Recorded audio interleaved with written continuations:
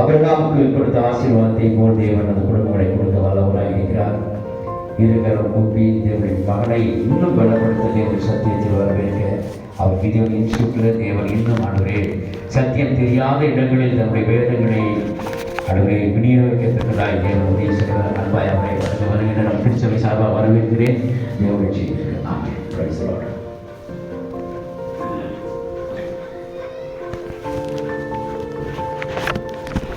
ஆண்டவரும் இரட்சகருமாகிய இயேசு கிறிஸ்துவின் நாமத்தினால உங்கள் அனைவருக்கும் அன்பின் வாழ்த்துக்கள். இந்த வாய்ப்பை தந்ததான ஆண்டவராக இயேசு கிறிஸ்து உங்கள் அனைவருக்கும் நான் நன்றியை தெரிவித்துக் கொள்கிறேன். இந்த நாளிலும் நாம் தேவனுடைய வார்த்தையை பார்ப்பதற்கு நான் சில மாதத்துக்கு முன்பதாக போன வருஷத்தில் ஒரு மெசேஜ் சொல்லும்போது இந்த உலகத்தில் வாழ்கிறதான எல்லா மனிதர்களும் 4 கேள்விகள் கேட்க வேண்டும் என்று சொல்லியிருந்தேன். அந்த கேள்விகள் உங்களுக்கு ஞாபகம் இருக்கிறதா இல்லையான்னு தெரியல. இன்றைக்கும் அந்த விஷயமாக 4 கேள்விகள். முதலாவதாக ஆரிஜின், அதாவது இந்த பிரபஞ்சம் எப்படி உண்டாயிற்று, நாம் எப்படி உருவானோம், உயிர் எப்படி வந்தது என்ற ஒரு கேள்வி. இது எல்லா மனிதர்களும் கேட்க வேண்டியதான ஒரு கேள்வி. இரண்டாவதாக இந்த வாழ்வின் ஒரு அர்த்தம் என்ன, நோக்கம் என்ன என்பதான இரண்டாவது கேள்வி. மூன்றாவதாக மொராலிட்டி, அதாவது நன்மை தீமை நாம் அறிந்தவராக நன்மை செய்ய நாம் வாஞ்சிக்கிறோமா. கடைசியாக டெஸ்டினி, அதாவது நாம் எங்கு போய் சேர்வோம், இந்த உலக வாழ்க்கையை கடந்த பின்பு நாம் எங்கு போய் சேர்வோம் என்ற இந்த 4 கேள்விகள். கேள்வி என்று பார்க்கும்போது ஒரு மனிதன் தன் சிறு குழந்தையாக இருக்கும் பொழுது அவன் வளர்ந்து அவனுக்கு எப்போ யோசனை, எப்போ சிந்திக்கிறதான ஒரு திறன் வருகிறதோ அப்பத்திலிருந்தே அநேக கேள்விகளை கேட்டு வருகிறான். ஆண்டவராக இயேசு கிறிஸ்துவை குறித்து தம்முடைய சிறு வயதில் நடந்ததான ஒரே ஒரு விஷயம் வேதாகமத்தில் காணப்படுகிறது. அவர் வேத பண்டிதர்களையும் அந்த தேவாலயத்திலே போய் கேள்வி கேட்டார் என்று நாம் பார்க்கிறோம். அவர் கேட்டதான அந்த கேள்விகள் அநேகரை வியப்படைய செய்தது. எப்படி இவ்வளவு ஞானம் இந்த சிறு குழந்தைக்கு என்று அந்த வேத பண்டிதர்கள் வியப்படைந்தார்கள். ஒரு ஊரில் ஒரு டாக்டர் இருந்தார். அந்த டாக்டருக்கு சில நண்பர்கள் இருந்தாங்க. அவர் செய்ததான அந்த தொழிலை அவர்கள் நண்பர்களுக்கு பிடிக்கவில்லை. சில கேள்விகளை கேட்டு எப்படியாவது அந்த தொழிலை முடக்க வேண்டும் என்று யோசித்தார்கள். ஒரு மனிதனை அனுப்பி நீ போய் எப்படியாவது கேட்டு இந்த ஏதாவது பிரச்சனை கொண்டு வா அப்படின்னு சொல்லி அனுப்பினாங்க. அவன் முதலாவதாக டாக்டர் என்ன சாப்பிட்டாவும் எனக்கு ருசி தெரியல, நீங்கள் ஏதாவது மருந்து கொடுங்க, நான் இந்த ருசி மறுபடியும் எனக்கு தெரியணும் அப்படின்னு. உடனே நர்ஸை கூப்பிட்டு அந்த 22வது நம்பர் பாட்டிலில் இருக்கிற மருந்து எடுத்துகிட்டு கொடுங்க அப்படின்னு சொல்லி கொடுக்குறாங்க. கொடுத்த உடனே அவர் வாயில் எடுத்துக்கிட்டு துப்பிடுறாரு. என்னன்னு பார்த்தா அது கெரோசின். என்ன இது டாக்டரு, கெரோசின் கொடுத்து சாகடிக்க பார்க்குறீங்களா அப்படின்னு.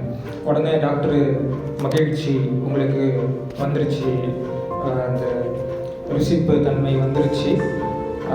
இன்னொரு பொருளும் இருக்குது. என்னென்னா டாக்டர் ஃபீஸ் 500 ரூபாய் வாங்குவார். அப்படி ஏதாவது அவரால் குணப்படுத்த முடியலன்னா 1000 ரூபாய் திரும்ப கொடுத்துருவார். அப்படி இருக்கிற அந்த நேரத்தில் இந்த இவன் இப்படி கேட்கும்போது, இந்த ருசி தெரியலன்னு கேட்கும்போது, இந்த மண்ணெண்ணெயை கொடுத்து உனக்கு ருசி வந்துருச்சின்னு சொல்லி 500 ரூபாய் வாங்கிடுறாரு. நண்பர்கள்கிட்ட இந்த மாதிரி ஆயிடுச்சு அப்படின்னு சொல்லி சொல்லும்போது, அதெல்லாம் தெரியாது, நீ எப்படியாவது வேறு விஷயத்தில் அந்த டாக்டரை மடக்கணும் அப்படின்னு சொல்லி மறுபடியும் அனுப்புகிறாங்க. அப்போ இவன் டாக்டர்கிட்ட எனக்கு நிறைய ஞாபக மறதி இருக்குது, எதுவுமே ஞாபகம் இல்லை டாக்டரு, உங்களுக்கு நீங்கள் மருந்து கொடுங்க அப்படின்னு சொல்லி கேட்குறாங்க. உடனே டாக்டர் நர்ஸை கூப்பிட்டு அந்த 22வது பாட்டிலில் இருக்கிற மருந்தை கொண்டு வரணும் அப்படின்னு சொல்கிறாரு. அது சொன்ன உடனே ஐயோ அந்த மருந்து மட்டும் வேண்டாம், அது கெரோசின் ஆச்சு அப்படின்னு சொல்லி உடனே டாக்டரு மகிழ்ச்சி, உங்களுக்கு ஞாபகம் மறுபடியும் வந்துருச்சு, 500 ரூபாய் ஃபீஸ் கொடுங்க அப்படின்னு. இப்படியாக 2 கேள்வியும் கேட்டு முடியல. கடைசியாக வந்து என்ன சொல்கிறான் அப்படின்னா, டாக்டரே எனக்கு கண்ணு தெரியல, கண்ணு தெரியறதுக்கு குணப்படுத்துறதுக்கு மருந்து கொடுங்க. இந்த தடவை டாக்டர் வந்து சரிப்பா நான் ஒத்துக்கிறேன், நான் தோத்துட்டேன், இந்த உனக்கு கொடுக்க வேண்டியதானே 1000 ரூபாய் அப்படின்னு சொல்லிட்டு 500 ரூபாய் கொடுத்தாரு. வாங்கினவன் டாக்டர் 1000 ரூபான்னு சொல்லிட்டு 500 ரூபா கொடுக்குறீங்களே அப்படின்னு. அப்படியா, மகிழ்ச்சி, கண்ணு தெரிய வந்துருச்சு, உங்களுக்கு பார்வையும் வந்துருச்சு, அந்த 500 ரூபா மட்டும் இல்லாமல் வேறு 500 ரூபாவும் ஃபீஸையும் கொடுக்குது அப்படின்னு.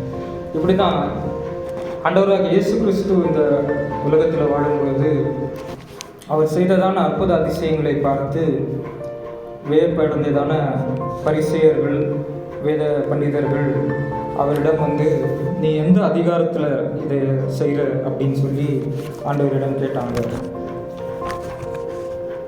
மத்தேயு 21வது அதிகாரம் 23 46வது வசனங்கள்.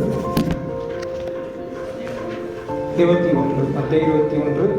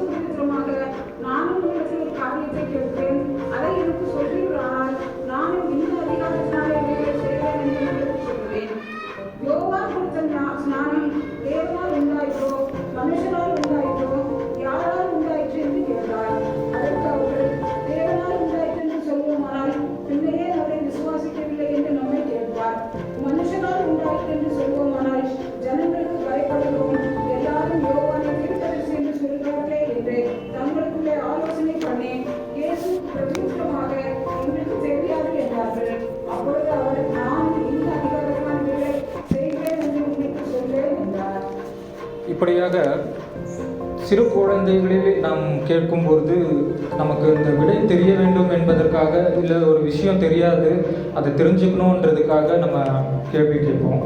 ஆனால் அது ஒரு கேள்வி வந்து வெறும் தெரிஞ்சுக்கிறதுக்காக இல்லை தெரியாதுன்றதுக்காக நம்ம கேட்குறது மட்டும் இல்லாமல் அந்த அநேக நோக்கம் உண்டு. இந்த எக்ஸாம்பிள் நான் சொன்ன எக்ஸாம்பிள்லேயும் அந்த டாக்டரை வந்து எப்படியாவது வெட்டிடலான்னு சொல்லி தான் போய் கேட்டார். அதே மாதிரி இந்த இடத்துல அநேக இடத்துல ஆண்டவராக இயேசு கிறிஸ்துவை பார்த்து பரிசேயரும் அந்த வேத பண்டிதர்களும் அநேக கேள்விகளை கேட்டதன் நோக்கம் ஒரு வித்தியாசமான ஒரு நோக்கம். ஏனென்றால் ஆண்டவராக இயேசு கிறிஸ்து அதை எப்படி புரிந்து கொண்டார் என்றால் மறு கேள்வியை கேட்டு தெரிந்து கொண்டார், அதை நமக்கும் தெரிவிக்க பண்ணுகிறார். இந்த இடத்துல எந்த அதிகாரத்திலே நீர் இந்த அதிசயங்களை செய்கிறீர் என்று கேட்கும்போது ஆண்டவர் நாம் அந்த இடத்துல இருந்திருப்போம். ஆனால் எந்த அதிகாரம் என்று சொல்லி நாம் அந்த இடத்துல சொல்லியிருப்போம். ஆனால் நானும் ஒரு கேள்வியை கேட்கிறேன் என்று ஆண்டவராக இயேசு கிறிஸ்து சொல்வதன் மூலமாக கேட்பவர்களின் ஒரு யோசனை, அவர்களுக்குள்ளே இருக்கிறதான அந்த ஒரு அசம்ஷன், ஒரு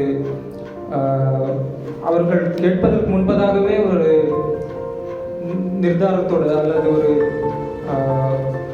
யோசனையோடு தான் அந்த கேள்வியை கேட்கிறார்கள்.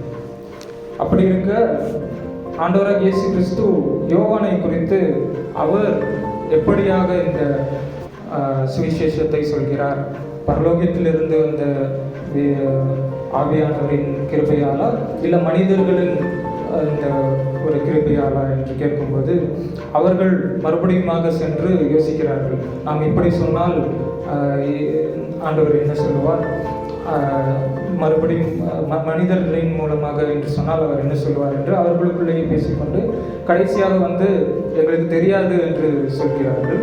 ஆண்டவராக இயேசு கிறிஸ்து நானும் சொல்ல முடியாது என்று சொல்லி அந்த இடத்திலே அந்த கேள்வியை மறுபடியுமாக ஒரு கேள்வியின் மூலமாக அவர் நமக்கு ஒரு விஷயத்தை தெரிவிக்கிறார்.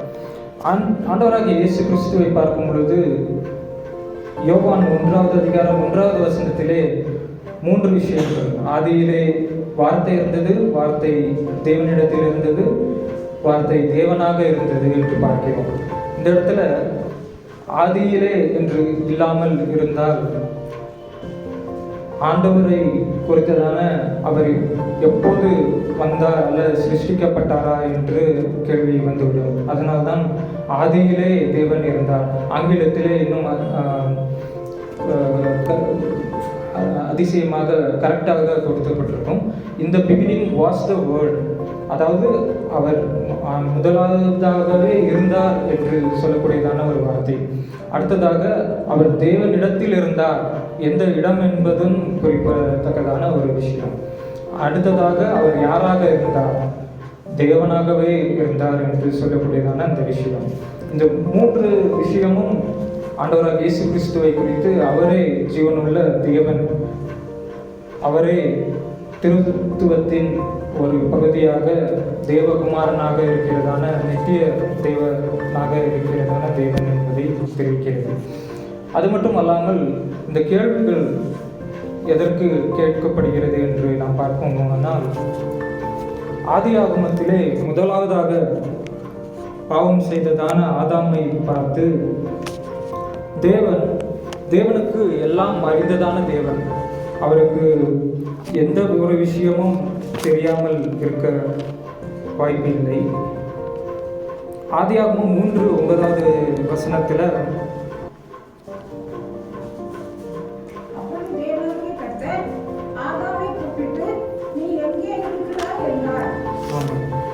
இந்த இடத்துல ஆண்டவருக்கு தெரியாத விஷயம் ஒன்றுமே இல்லை. ஆனாலும் ஏன் இந்த இடத்துல ஒரு கேள்வியை கேட்கிறாருன்னு பார்த்தோம்னா, ஆதாம் செய்ததான தவறு அவன் உணர்ந்து கொள்ள வேண்டும் என்பதற்காக. அது மட்டும் அல்லாமல் அடுத்ததாக பார்க்கும்போது காயின் ஆபேல் அவர்களிடத்திலும் காயின் ஆபேலுவை கொன்ற பிறகு ஆதியாகமம் 4:9 வசனம்,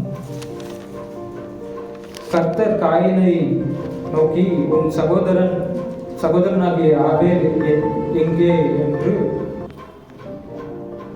என்றார். அதற்கு அவன், நான் அறியேன், என் சகோதரனுக்கு நான் காவலாளியோ என்றான் என்று பார்க்கிறோம். இந்த இடத்திலும் காயினை கொலை செய்தது ஆண்டவருக்கு தெரியும். ஆனாலும் ஏன் அந்த கேள்வியை கேட்கிறார் என்றால், அவன் செய்ததான ஒரு விஷயம் தவறான விஷயம். ஆண்டவர் தம்முடைய சாயலிலே படைத்ததான ஒரு மனிதனை மற்றொரு மனிதன் கொல்லும்போது ஆண்டவர் அந்த இடத்துல அவன் செய்ததான காரியம் தப்பு என்பதை உணர்த்தும்படியாக கேள்வி கேட்கிறார்.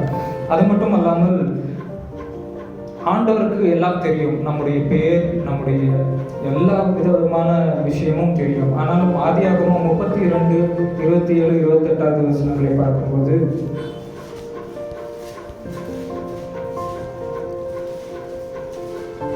யாக்கோபிடம் அவர் உன் பெயர் என்ன என்று கேட்டார் என்று அந்த இடத்திலே பார்க்க முடிகிறது.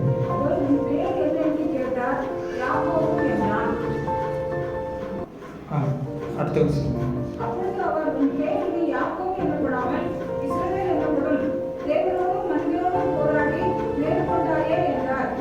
இந்த இடத்திலும் பேர், உன்னுடைய பேர் என்ன என்று ஆண்டவர் கேட்பதன் மூலமாக அவனுடைய பேர் ஆக்சுவலாக மீனிங் என்னன்னா, ஆங்கிலத்தில் டிசீவர், ஏமாற்றுக்காரன் என்று பொருள். அந்த விதமாக அவன் அந்த பேருக்கு ஏற்ற விதமாக அவன் செய்ததான காரியங்கள், அதாவது ஈசாவுக்கு கிடைக்க வேண்டியதான அந்த புத்திர அந்த பர்த் ரைட்டை அவன் ஒரு வேஷம் தரித்து அவன் தனக்கு எடுத்துக்கொண்டான். அதனால் ஆண்டவர் நீ செய்தது சரியா என்று கேட்கும்படியாக உன்னுடைய பேர் என்ன என்று இங்கு கேட்டு, அது மட்டுமல்லாமல் அவன் போராடினதான அந்த போராட்டத்திற்கு பதிலாக அவனுடைய பேரையும் ஆண்டவர் அங்கு மாற்றினதை நாம் பார்க்க முடிகிறது. இவ்வாறு ஆண்டவர்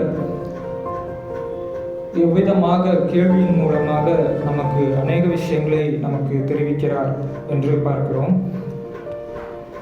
அடுத்ததாக இந்த வாழ்வின் அர்த்தம் அல்லது நம்முடைய நோக்கம், இந்த வாழ்க்கைக்கு நோக்கம் என்ன என்று பார்க்கும் பொழுது,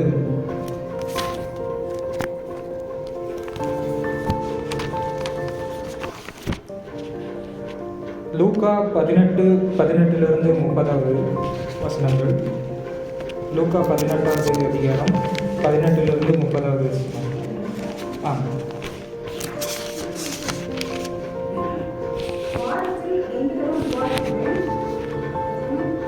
இல்லை, 18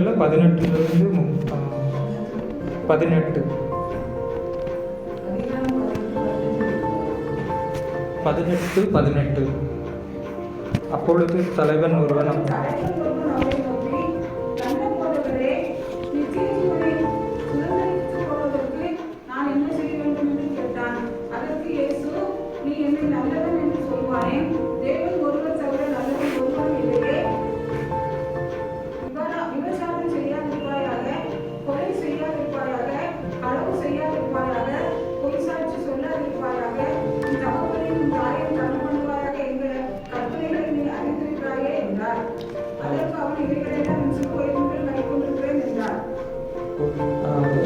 தொடர்ந்து வாசிக்கும்போது ஆண்டவர் மறுபடியுமாக அந்த ஒரு ஓமையும் சொல்லி ஆண்டவர் அந்த இடத்துல சொல்கிறதை நான் பார்க்க முடியும். இந்த இடத்துல முதலாவதாக அவன் கேட்கிறதான கேள்வி என்னவென்றால், நல்ல போதகரே என்று சொல்லி கேட்கிறான்.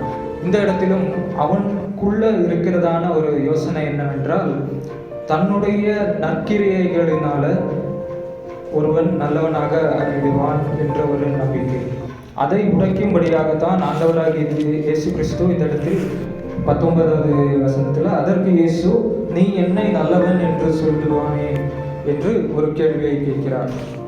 இந்த உலகத்தில் பார்க்கும்போது எல்லா மனிதர்களும் எல்லா மதத்தினரும் நம்பக்கூடியதான ஒரு விஷயம் என்னவென்றால், தங்களை தானே ரட்சித்துக் கொள்ள முடியும், தங்கள் பாவத்தை தங்களுடைய நற்கிரியைகளினால் அதை தீர்த்துவிட முடியும் என்ற ஒரு நம்பிக்கையிலே வாழ்ந்து வருகிறார்கள்.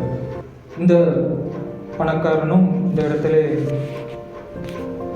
ஆண்டவராகிய இயேசு கிறிஸ்துவை பார்த்து, நான் என்ன செய்ய வேண்டும் ரட்சிப்படைவதற்கு என்று சொல்லி நித்திய ஜீவனை சுதந்திரித்துக் கொள்வதற்கு என்று கேட்கிறார்.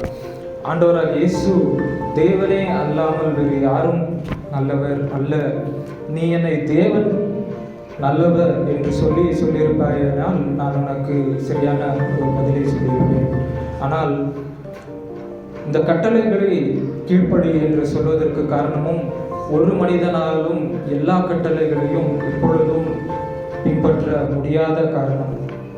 அதனால்தான் ஆண்டவராக இயேசு கிறிஸ்து நமக்காக, நம்முடைய பாவத்திற்காக தம்முடைய ஜீவனையும் கொடுத்தார். இந்த இடத்துல ஆண்டவர் சொல்லக்கூடியதான ஒரு விஷயம் என்னவென்றால், நற்கிரியைகள்னால மட்டும் நம்ம நித்திய ஜீவனை பெற்றுக்கொள்ள முடியாது என்பதை அந்த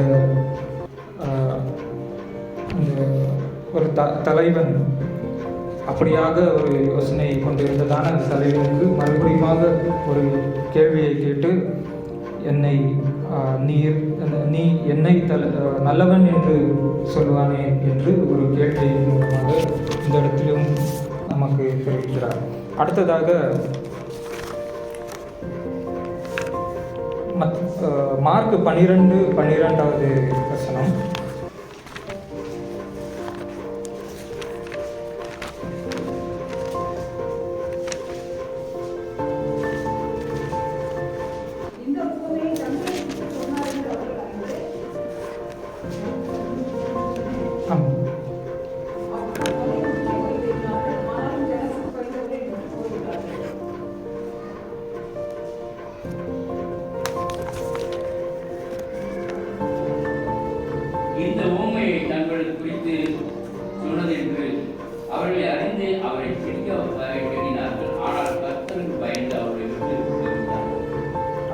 அடுத்ததாக 13.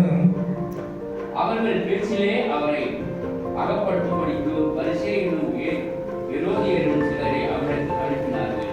இந்த இடத்துல பார்க்கும்போதும் இந்த நான் சொன்ன அந்த எக்ஸாம்பிள், அந்த டாக்டரை எப்படியாவது பேச்சில் மடக்கிடலாம்னு சொல்லி சொல்கிற மாதிரி, அதே மாதிரியே பரிசேயரும் இந்த ஏரோதியாரும் சிலர், இவர்கள் ஆண்டவராகிய இயேசு கிறிஸ்துவை தம்முடைய வார்த்தையினால் மடக்கிவிடலாம் என்று சொல்லி சீசருக்கு வரி செலுத்துவது சரியா என்ற ஒரு கேள்வி. இந்த கேள்வியை கேட்கும்போது ஆண்டவராகிய இயேசு கிறிஸ்து ஆமா சரி என்று சொல்லியிருந்தால் அந்த இடத்தில் இருக்கிறதான அந்த ரோமா அந்த அவர்களுடைய அந்த படையை கூட்டி வந்து இவர் இதில் சரி என்று சொல்லியிருந்தால் யூதர்கள் இது சரியில்லையே, எப்படி ஒரு ரோம ராஜ்யத்திற்கு நாம் வரியை செலுத்துவது சரி என்று சொல்வீர் என்று அவர்கள் போராடியிருப்பார்கள். இல்லை சரி வரி கொடுக்கக்கூடாது என்று சொல்லியிருந்தால் அங்கிருந்து தான் ரோம அந்த சோல்ஜர்ஸ் அவங்கள கூப்பிட்டு இந்த மாதிரி அரசருக்கு வரி செலுத்த கூடாது என்று சொல்கிறார் என்று அந்த இடத்துல மாட்டி கொடுத்திருப்பார்கள். அவ்விதமாக நம்முடைய வாழ்க்கையிலும் அநேகர் இந்த விதமான ஒரு வார்த்தை ஒரு கேள்வியை கேட்பார்கள். நாம் ஆமா என்று சொன்னால் அப்போ நீ சொல்றது தவறு என்று, இல்லை என்று சொன்னாலும் நீ அப்போ இல்லைன்னு சொல்ற அப்படின்னு சொல்லி அவங்க ஒரு குற்றத்தை கண்டுபிடிப்பாங்க. இந்த இடத்துல ஆண்டவராக இயேசு கிறிஸ்துவின் ஞானம், அவர் ஒரு விவேகத்தின் மூலமாக, அவருடைய வார்த்தையின் மூலமாக இந்த இடத்தில் அவர் அந்த ஒரு காசை, ஒரு ஞான அந்த ஒரு காசை எடுத்து வர சொல்கிறார். அப்போ ஆண்டவர் ஒரு கேள்வியை கேட்கிறார், இந்த காசில் இருக்கிறதான படம் யாருடையது என்று. எல்லாரும் சீசருடையது என்று சொன்ன உடனே அப்போ சீசருடையது சீசனுக்கும், ஆண்டவருடையதை ஆண்டவருக்கும் கொடுங்கள் என்று சொல்லுகிறார். அதற்கு பின்பு அவர்களால் எதையும் கேட்கவே முடியவில்லை. ஏனென்றால் ஆண்டவருக்கு கொடுக்க வேண்டியதான விஷயம் என்னவென்று பார்க்கும் பொழுது, நம்மை படைத்ததான ஆண்டவருக்கு எல்லாவற்றையுமே பெற்றுக்கொள்ளத்தக்கதான தகுதி உண்டு. நம்மை முழுமையாக சமர்ப்பிக்க வேண்டியதான ஒரு காரியம் உண்டு. அதனால் அவர்கள் மறுபடியுமாக எதை ஆண்டவருக்கு கொடுக்க வேண்டும் என்று கேட்காமல் அப்படியே போய்விட்டார்கள். அவ்விதமாக தான் நாமளும் ஆண்டவருக்காக நம்மை முழுமையாக கொடுக்கும் பொழுது அவர் இந்த விதமான கேள்விகள் இந்த உலகத்திலே கேட்பவர்களுக்கு மத்தியில் நம்மை ஞானமாக பதிலளிக்கும்படியாக ஆண்டவர் கிருபை செய்வார். கடைசியாக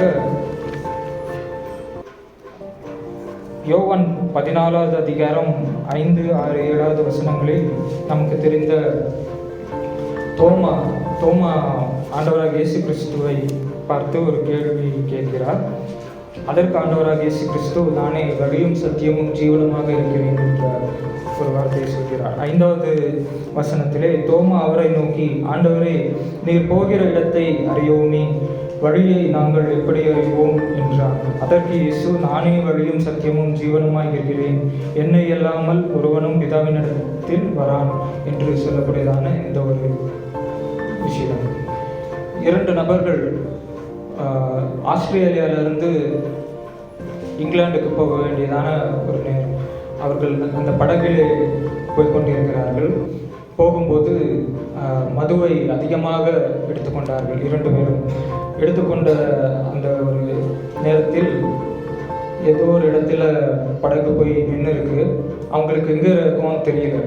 அப்போ ஒருவர் அங்கேருந்து வர்றாரு. சரி, நம்ம எங்கே இருக்கோம் தெரியல, இவர்கிட்ட கேட்டால் சொல்லுவார் அப்படின்னு சொல்லி அவர்கிட்ட கேட்க போயிருக்காங்க. அவர் யாருன்னு பார்த்தோன்னா ஒரு போலீஸ் ஆஃபீஸரு, இங்கிலாண்டில் இருக்கிறதான ஒரு போலீஸ் ஆஃபீஸரு. அவர் அந்த குளிருக்கு அந்த ஜாக்கெட் எல்லாம் போட்டு இருந்தார். அவரிடம் சென்று ஒருவர், நாங்கள் எங்கே இருக்கிறோம் என்று தெரியுமா அப்படின்னு கேட்குறாங்க. அதற்கு அந்த அதிகாரி, நான் யார் அப்படின்னு தெரியுமா அப்படின்னு கேட்குறாரு. அப்போ அவன் சிரிச்சுக்கிட்டே, நமக்கு எங்கே தான் இருக்கோன்னு தெரியல, ஆனால் இவர் யாருன்னே தெரியல, நம்மக்கிட்ட நான் யாரு தெரியுமா அப்படின்னு கேட்குறாரு அப்படின்னு சொல்லி. ஆனால் இந்த இடத்துல பார்க்கும்போது 3.5 வருஷம் ஆண்டவராக இயேசு கிறிஸ்து யார் என்பதை குறித்து அவர் அநேக நேரத்தில் 3 தடவை தம்முடைய மரணத்தை குறித்து சொல்கிறவராக இருக்கிறார். அநேக அற்புத அதிசயங்கள் அடையாளங்கள் சீஷர்களுக்கு காண்பித்தவராக இருக்கிறார். ஆனாலும் தோமா இந்த இடத்திலே, ஆண்டவரே நீர் போகிற இடத்தை அறியோமே என்று சொல்லி கேட்டு, வழியை நாங்கள் எப்படி அறிவோம் என்றான் என்று பார்க்கிறோம். நாம் கிறிஸ்தவர்களாக இன்றைக்கு இந்த 4 கேள்விகள், நாம் எங்கிருந்து வந்தோம், நாம் ஆண்டவராக இயேசு கிறிஸ்து பிதாவாகிய தேவன் பரிசுத்த ஆவியானவர் அவருடைய சாயலிலே படைக்கப்பட்டு அவரை போல வாழத்தக்கதாக இந்த பூலோகத்தில் நமக்கு ஒரு பர்பஸ், ஒரு நோக்கம் நமக்கு கொடுக்கப்பட்டிருக்கிறது. அது மட்டுமல்லாமல் ஆவியானவர் நமக்கு நன்மை எது தீமை எது என்பதை உணர்த்துகிறவராக இருக்கிறார். கடைசி மட்டுமாக நாம் எங்கு போய் சேர வேண்டும் என்பதை ஆண்டவராக இயேசு கிறிஸ்து நானே வழியும் சத்தியமும் ஜீவனமாக இருக்கிறேன் என்று சொல்லி, இந்த கேள்விகள் நாம் பார்த்த அநேக கேள்விகள், அவரை இந்த அதிகாரத்திலே இதை செய்கிறீர்கள் என்று கேட்டார்கள். அதே போல நல்ல போதகரே என்று தவறான எண்ணத்தோடு கேட்டதான இந்த ஒரு கேள்வி. அது மட்டுமல்லாமல் இந்த இடத்திலே தோமா நீர் போகிறதான வழியை அறியோம் என்று தம்முடைய அறியாமை குறித்து கேட்கிறதான கேள்வி. இதை எல்லாவற்றையும் பார்க்கும் பொழுது நாம் அனுதினமும் ஆண்டவராகிய இயேசு கிறிஸ்துவை நோக்கி கேட்கிறதான கேள்வி என்னவாக இருக்கிறது? ஆண்டவராகிய தேவனே, இந்த நாளிலே நான் என்ன செய்ய வேண்டும்? என்னுடைய வாழ்க்கையிலே நான் வாழ்ந்த நாள் வரை நான் என்ன செய்ய வேண்டும் என்பதான கேள்வியை நாம் கேட்கிறோமா? ஜெபம் என்பது ஒரு நல்ல ஒரு விஷயம். யோபுவை பார்க்கும் பொழுது தனக்கு வந்ததான எல்லா கஷ்ட நேரத்திலும் அவன் சகோதரர்கள் அநேக கேள்வியை கேட்கிறார்கள். ஆனாலும் வார்த்தை சொல்கிறது என்னன்னா, தன்னுடைய வாயின் நிமித்தமாக எந்த பாவத்தையும் செய்யாத யோபு. அதே போல நாமும் இந்த உலகத்திலே வாழ்கிறதான நாட்களிலே நாம் கேட்கிறதான கேள்வி, ஆண்டவரிடம் நாம் ஜெபிக்கிறதான ஜெபங்கள், நம்முடைய இந்த உலக வாழ்க்கைக்கு மட்டுமே போதுமான கேள்விகள் ஜெபத்தை கேட்டு பெற்றுக்கொள்கிறோமா, அல்லது ஆண்டவருடைய பிரியம் என்னவென்று தெரிந்து கொண்டு அதன்படி நாம் கேட்கிறோமா என்று நாம் பார்க்க வேண்டும். நான் கொஞ்ச நாளாக யோசிச்சுட்டு வரேன். என்னன்னா, ஆண்டவருடைய வார்த்தை என்ன சொல்லுகிறது என்றால், நாம் அநேக நாடுகளுக்கு அரசாங்கம் செய்யத்தக்கதான வாய்ப்பை ஆண்டவர் நமக்கு கொடுக்க இருக்கிறார். நான் பேதுருவில் பார்க்கும்போது நம்மளை என்னவென்று கூப்பிடுகிறார்? You are the holy royal high priest. இவ்விதமாக நாம் எதற்கும் தகுதியில்லாத மனிதர்கள், பாவத்திலே நமக்கு கொடுக்கப்பட்டதான அந்த ஒரு சிலுவை அவர் சுமந்து, அது மட்டுமல்லாமல் எல்லா வேதனை எல்லாவற்றையும் பெற்றுக்கொண்டு நமக்கு நித்திய ஜீவனை கொடுத்தார். ஆனால் அது மட்டுமல்லாமல் நமக்கு அதிகாரங்களை கொடுத்திருக்கிறார். எந்த ஒரு மனிதருக்கும் எந்த ஒரு தேவதூதருக்கும் கொடுக்காத ஒரு வாய்ப்பு நமக்கு இருக்கிறது. அந்த எண்ணத்தோடு, அந்த நித்திய ஜீவனை நாம் எப்படி வாழ்வோம் என்ற எண்ணத்தோடு நாம் கேள்வியை கேட்கிறோமா, அல்லது இந்த நிரந்தரமற்ற இந்த உலக வாழ்க்கைக்கு தேவைப்படுகிறதான விஷயங்களை மட்டும் கேட்டு வாழ்ந்து வருகிறோமா?